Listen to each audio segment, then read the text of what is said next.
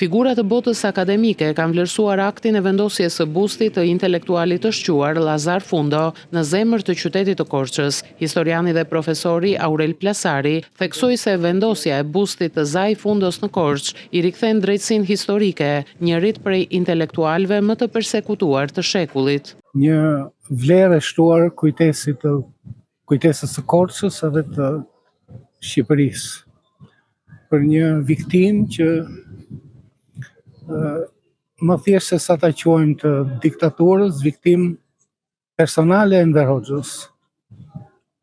Kjo është një vërtet që duhet theksuar në histori, se tashmë është dokumentuar,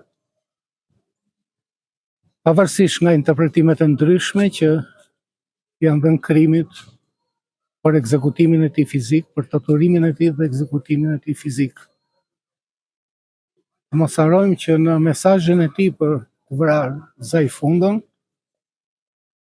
Enver Hoxha, që si ishte ende në pushtet dhe kishte filluar vrasjet, jepte porosinë që t'i bëhen disa pyetje, dhe pyetja e parë ishte pse ka vajtur në Kosovë.